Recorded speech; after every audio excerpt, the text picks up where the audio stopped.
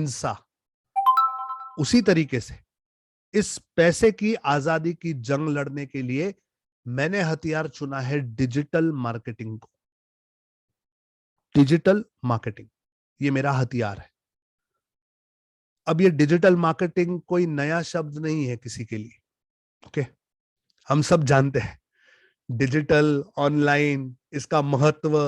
ये जब से पिछले 2 सालों से कोविड आया है तब से हम सबको समझ में आ चुका है कि भैया अगर हम डिजिटल नहीं बने और ऑनलाइन नहीं बने तो हमारा डब्बा कभी भी गुल हो सकता है।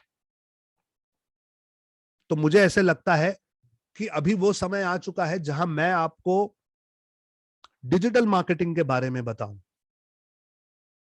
लेकिन कहां से शुरू करूं? क्या ये समझाऊं आपको कि देखो इंटरनेट बहुत जरूरी है। 70% भारत अब इंटरनेट पे है। 70% लोगों के पास अब स्मार्टफोन आ चुका है। स्कूल ऑनलाइन है, गवर्नमेंट ऑनलाइन है, सब कुछ डिजिटल। ये सब बताऊं या ये सब आप जानते हो? अगर आप ये सब जानते हो तो मैं सीधा मुद्दे की बात पे आता हूं। इस समय की मुद्दे की बात क्या है सर? डिजिटल मार्केटिंग एग्जैक्टली क्या होता है, इसमें हमें क्या क्या सीखना पड़ता है, क्या क्या करना पड़ता है, काम क्या करना पड़ता है, और सबसे जरूरी बात, हम पैसे कैसे कमाते हैं। अगर आप लोग चाहते हैं कि मैं सीधा मुद्दे की बात पे चलूं तो चैट में एक बार BIO टाइप कीजिए, ब्रिंग इट ऑन। मैं सीधा मुद्दे की बात पे चलता हूं।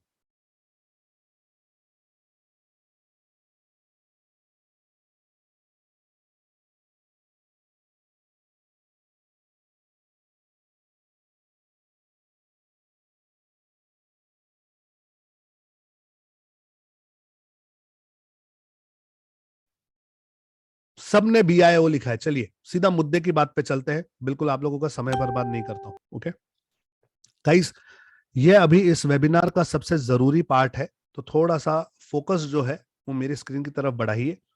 ध्यान दीजिए। अब ये इस वेबिनार का सबसे जरूरी पार्ट है। नोट्स लेना शुरू कीजिए, नोट करना शुरू कीजिए, चाहे फोटो लीजिए, सब कुछ आपके लिए।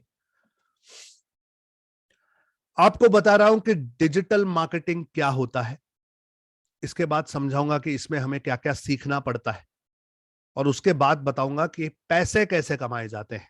ओके, ये जरूरी पार्ट है, इसलिए ध्यान दीजिए। अब